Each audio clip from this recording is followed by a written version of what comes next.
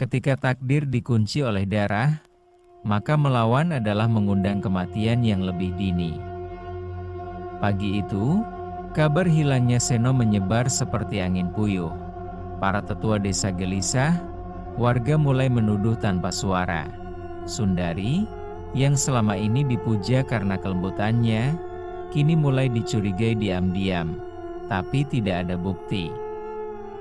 Tidak ada saksi, namun Pak Raji, kepala desa, tahu ada yang tak beres. Pak Raji, Pak Wiryo, Bu Ginem, dan dukun tua bernama Mbah Warno berkumpul diam-diam di balai desa malam hari. Dadi Seno iki tumbal kaping loro. Aku ngerti, panen kita terus apik saben 8 tahun, tapi bocah ilang terus, kok yo pas waktu sing podo. Ujar Pak Raji. Iki dudu polah manungsa biasa. Iki perjanjian. Ono sing dadi jembatan antarane alam donya lan alam peteng. Jawab Mbah Warno. Suara berat, jembatane. Sundari, tanya Bu Ginem. Semua diam. Hanya suara kentongan jauh di bukit yang memecah kesunyian. Tapi Mbok Sundari kui bocah pinter. Alus, ngaji ora mungkin. Timpal Pak Wiryo. Sing tampak putih, belum tentu orang nyimpen peteng. Jawab Mbah Warno. Mbah Warno mengusulkan satu-satunya cara untuk memutus rantai tumbal. Sebuah ritual tolak tumbal, dengan syarat darah orang pertama yang memulai perjanjian harus disentuh kembali oleh tanah asli desa. Itu berarti. Sundari. Apa artine? Sing gawe kudu diresiki, nganggo cara kasar? Tanya Pak Raji. Yen ora dikorbanke, ya kudu ngresiki awake dewe nganggo lelaku. Tapi pilihan mung loro, resik utawa dikorbanke kanggo nutup perjanjian. Jawab Mbah Warno. Di sisi lain, malam itu, Sundari terbangun dari mimpi dengan tangan berdarah. Ia melihat bayangan dirinya sendiri berdiri di atas sumur, memegang kepala anak kecil, dan melemparkannya ke dalam. Ia menangis, namun di dinding kamarnya, terukir sendiri tulisan dari jelaga api. 3 tumbal podo karo selamat. Yen ana sing ngalangi, kabeh bakal tumbas, 3 tumbal sama dengan keselamatan. Jika ada yang menghalangi, semua akan menebus. Di sisi lain mereka menyelinap ke kebun jati, tempat yang dianggap netral secara spiritual. Di sana, Mbah Warno menggambar lingkaran dari tanah sawur, menaruh dupa, dan seikat akar bajang. Aku kudu nemtoke, opo Sundari bener-bener jembatane utawa mung korban pisan-pisanan. Ujar Mbah Warno. Yen dudu, terus apa? Sapa singi eso embuka gerbang kaya ngene? Tanya Pak Raji. Mereka mulai ritual pembacaan bayangan asal. Dari asap dupa muncul wajah perempuan muda dengan mata penuh kabut. Ia menangis darah, dan dari belakangnya, terlihat bayangan makhluk berjubah hitam. Sama seperti yang terlihat di belakang Seno. Kita kudu cepet sadurunge tumbal katelu dijupuk. Ujar Pak Raji, gemetar. Malam itu, Sundari berdiri di bawah bulan purnama, tubuhnya kaku seperti sedang digerakkan oleh kekuatan lain. Dari kejauhan, seekor burung hantu putih terbang rendah, lalu terbakar di udara tanpa sebab.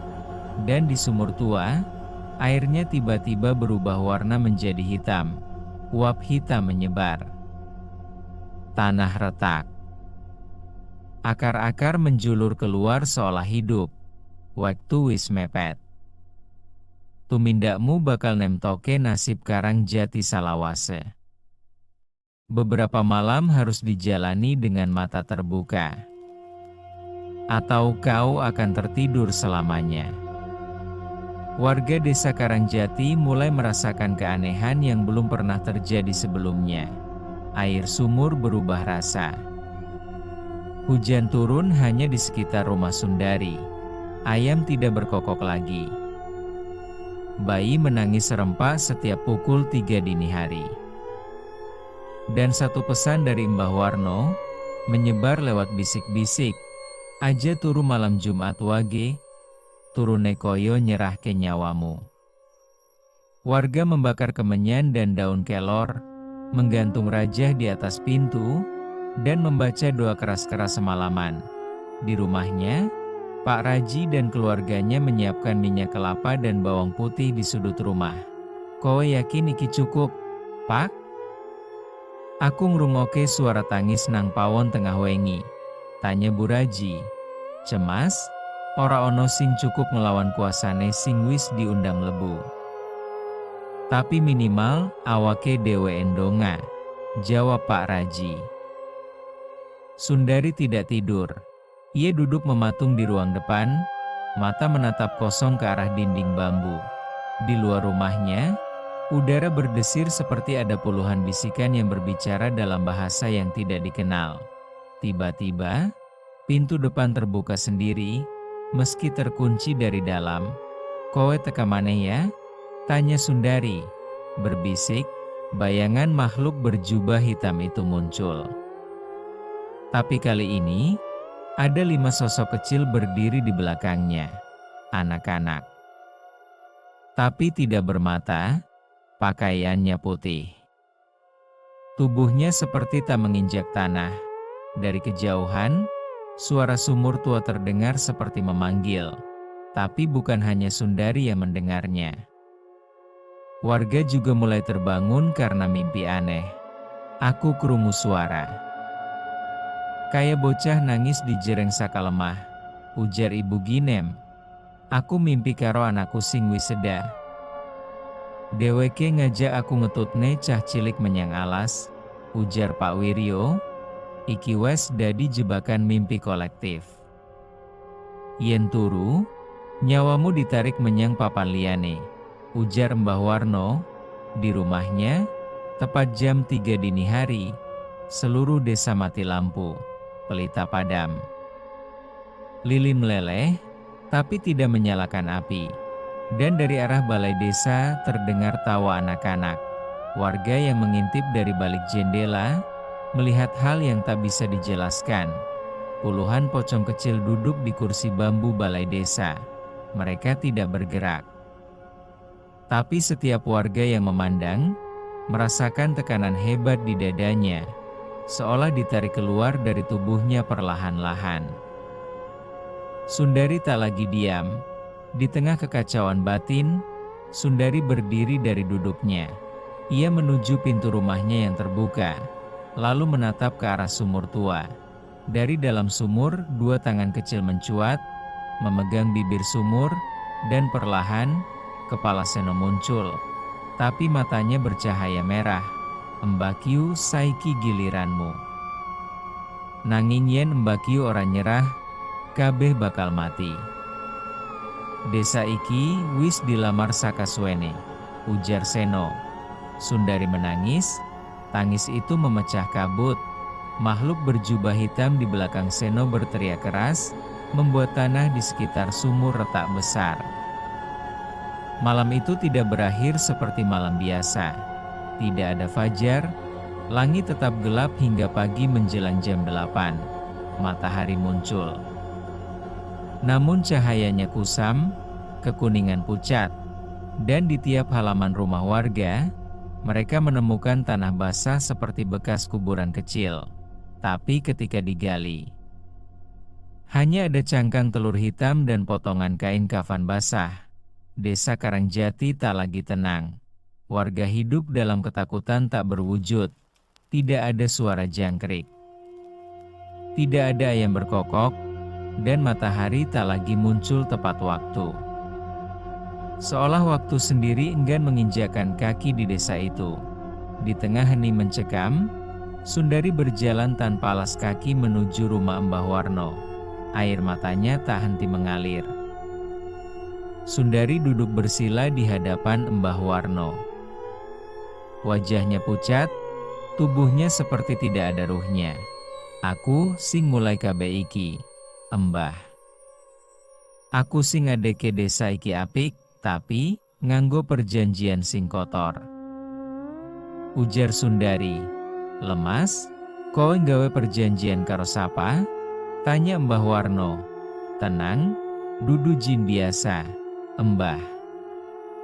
Aku orang ngerti jeneng, tapi aku nyebut dheweke sing peteng. Dheweke caluk tumbal anak-anak. Saben 8 taun siji, jawab Sundari. Lahaseno tumbal nomor loro? Tanya Mbah Warno. Iyo, embah, nanging ora kabeh dari keinginanku maneh. Saiki aku mung boneka, jawab Sundari. Nangis, Mbah Warno tahu ini sudah melebihi batas jin atau lelembut biasa. Ini sudah ranah makhluk antik. Penjaga gerbang antara dunia. Namun, masih ada celah. Ia memanggil 3 orang terpilih, Pak Raji, Pak Wiryo, dan Bu Ginem, lalu memberi mereka satu tugas, mencari tanah asal kubur pertama, tempat di mana perjanjian itu dimulai. Karena hanya dengan mengubur kembali darah pemula di tempat itu, perjanjian bisa diputus. Tapi, tempat itu sudah tidak ada di peta. Sundari menyebutnya Tanah Bisu, bekas desa yang tenggelam dalam waktu. Flashback, awal perjanjian, 8 tahun lalu, tahun 1948. Sundari masih gadis berusia 16 tahun. Ibunya sekarat. Ayahnya meninggal di medan perang. Desa kelaparan. Hujan tak turun 2 tahun. Malam itu, Sundari duduk di pinggir sumur tua, menangis. Dari balik kabut muncul makhluk tanpa wajah, berjubah hitam. Makhluk itu berkata, "Kowe gelem pasrahke siji nyawa saben 8 taun. Kabeh sing melarat bakal sugih. Sing lara bakal mari. Sing mati bakal diganti panen." Dan dengan darah dari jari manis kirinya, Sundari menggambar lingkaran di batu sumur. Perjanjian pun ditulis dengan sunyi. Kembali ke masa kini, Sundari menangis keras di rumah Mbah Warno. Tangannya gemetar. "Aku mung arep mbantu dudu nglakoni iki selawase, embah. Aku mung arep nyelametke ibuku. Aku ora ngerti nek efek tekan ngene," ujar Sundari. "Kabeh sing ditawani gampang. Mesti ono regane, enduk. Lan saiki regane nyawa," jawab Mbah Warno. Di kejauhan, guntur menggelegar pada langit terang. Lalu suara tangisan anak kecil terdengar dari dalam kawah sumur. Tapi kali ini, bukan hanya suara satu anak, ada 3. Makin jelas. Makin dekat. Dan dari arah tanah kebun jati, terdengar suara langkah kecil, berirama menuju ke arah desa. Pagi itu, langit di atas desa Karangjati berwarna kelabu meski tanpa awan. Angin seperti enggan berhembus, dan bayangan pepohonan tampak tidak mengikuti arah matahari. 3 warga pilihan, Pak Raji, Bu Ginem, dan Pak Wiryo, bersiap menuju lokasi yang hanya disebut Sundari sebagai Tanah Bisu. Sundari tak ikut. Dia terkurung dalam ketakutan, mendekap diri di pojok rumah Mbah Warno. Perjalanan ke Tanah Bisu, ya Allah, kuatno atikula, nek bener iki kuburan dosa. Paringana pangapunten, gumam Bu Ginem. Berdoa pelan, kita kudu eling nek nyawane bocah-bocah kui masih bisa diselametke, iki dalane, ujar Pak Raji. Serius? Lah nek Tanah Bisu tenan ono endi? Sundari mung ngomong, timure alas jati, tapi kono embok ya lempung kabeh, ucap Pak Wiryo. 3 orang itu memasuki hutan jati, dan sesampainya di tengah hutan, mereka mendapati tanah lempung tak ditumbuhi apapun. Sunyi. Tak ada suara burung, jangkrik, bahkan angin. Di tengah-tengah tanah itu, ada sebuah batu rata, seperti altar kecil, dikelilingi oleh batu-batu yang membentuk lingkaran. Saat Bugine menggali bagian tengah altar dengan cangkul kecil, mereka menemukan sisa-sisa tulang kecil, tulang anak-anak. "Iki, kok kayak balung tangan anak cilik?" tanya Pak Raji. Kaget, berbisik, "Kulorai eso. Iki tulang bayi," ujar Buginem. Membeku, tiba-tiba, langit menggelap. Tanah di sekitar mereka mulai mengeluarkan bau amis, dan dari sela tanah, muncul uap tipis berwarna kehitaman. Pak Wiryo tiba-tiba pingsan. Saat tak sadar, ia melihat sebuah visi. Seorang leluhur desa, berpakaian serba putih, menunjuk ke arah batu altar sambil berkata, "Kubur niatmu. Bukan hanya tulangnya. Sundari harus datang sendiri membawa darahnya." Kembali ke desa, Pak Wiryo terbangun dengan peluh dingin. Mereka kembali ke desa sambil membawa satu tulang kecil sebagai bukti. Bukan untuk disimpan, tapi sebagai pengingat dosa yang ditanam. Mbah Warno mendengar cerita mereka dan berkata tegas, "Tanah bisu iku bukan panggonan sembarangan. Nek penginutu perjanjian, wong sing gawe kudu nandur ulang niate. Sundari kudu bali," ujar Mbah Warno. Malam harinya, Mbah Warno menyambangi rumah Sundari. "Enduk, awakmu kudu tanggung jawab. Kuburan dosa iki orai eso dikebur wong liya," kata Mbah Warno. "Nanging nek aku bali, aku ngerti dheweke nunggu." "Dheweke ngerti yen aku wis mblot," jawab Sundari. Gemetar, "Nanging nek ora, desa iki bakal dadi perpanjangan jagat gaib. Anak-anak bakal ilang terus saben 8 tahun," ujar Mbah Warno. Kamera imajiner menyorot tulang kecil yang diletakkan di altar rumah Mbah Warno. Bersamaan dengan itu, dari kejauhan terdengar suara anak-anak menangis, tapi makin lama makin keras seperti sedang mendekat. Lalu muncul suara berat, tak berasal dari dunia ini. Janji harus ditepati. Wektumu wis entek. Langit desa Karangjati terus gelap sejak tulang kecil itu digali. Aroma belerang menyebar di udara, warga desa mulai mimisan tanpa sebab, dan bayi-bayi terdiam, tidak menangis ataupun bergerak. Waktu sudah habis. Sundari harus kembali ke tempat ia membuka gerbangnya. Menjelang senja, Sundari mengenakan kain putih dan selendang abu-abu. Wajahnya tidak lagi ketakutan, tetapi seperti pasrah.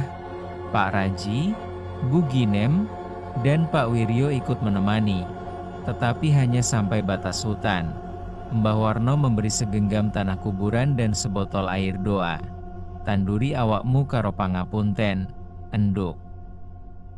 Dudu mung nyawa, nanging niatmu kudu dikebur," ujar Mbah Warno. Tenang, di tanah bisu, di pintu gerbang kegelapan. Saat Sundari sampai di altar batu, langit meredup seperti menjelang kiamat. Udara terhisap. Daun-daun mengering dalam sekejap. Lingkaran darah yang dulu ia gambar, kini bersinar samar.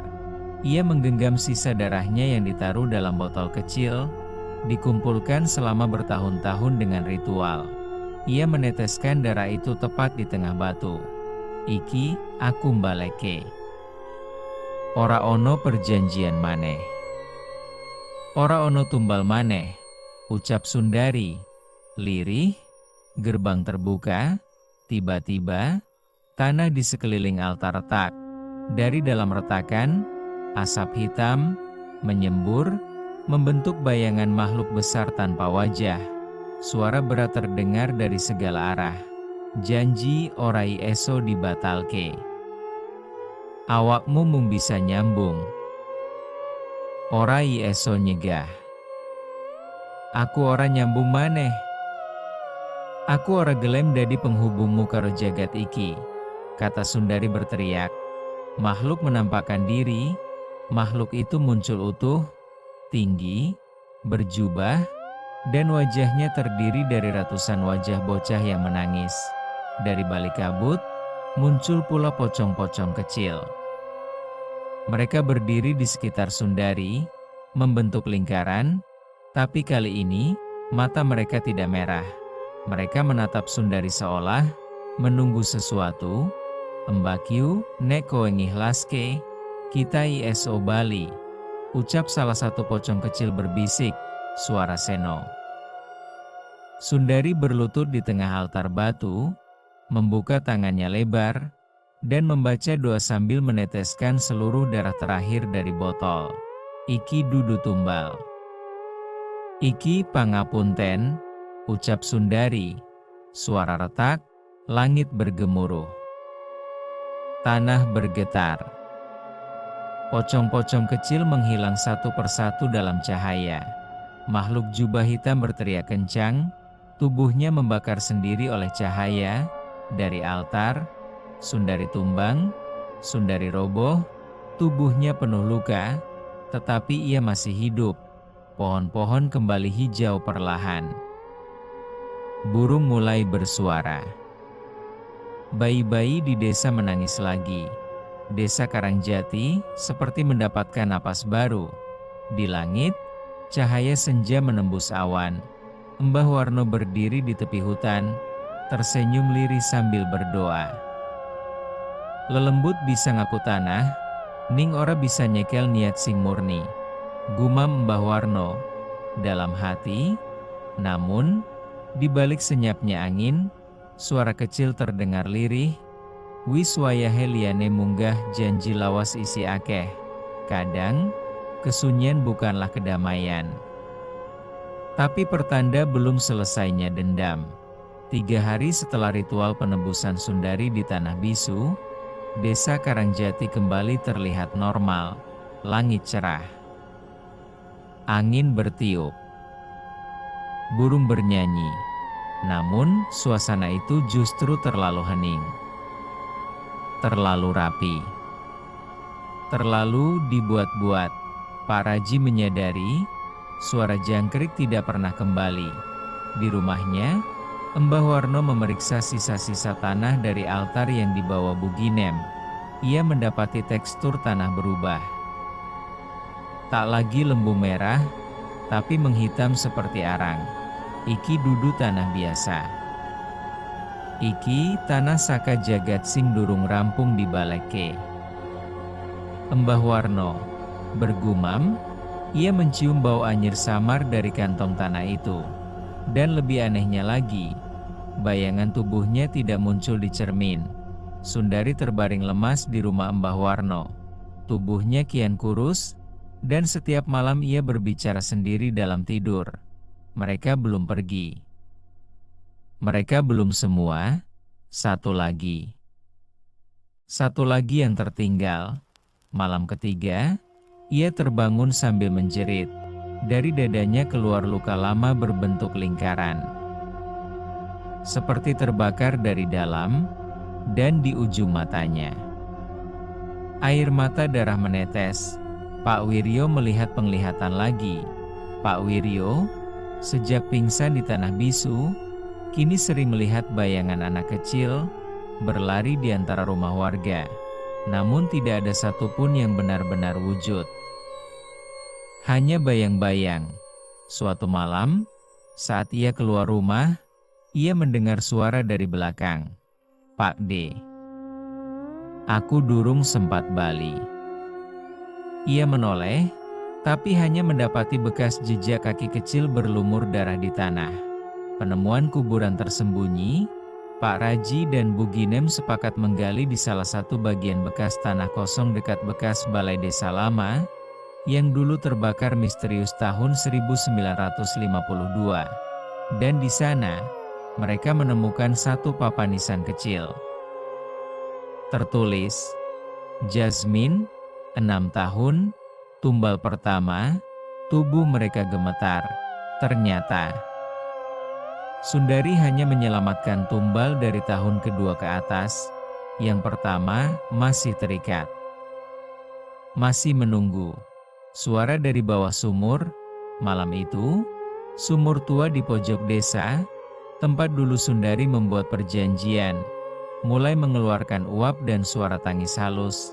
Mbah Warno berdiri di bibir sumur, meneteskan air suci ke dalamnya.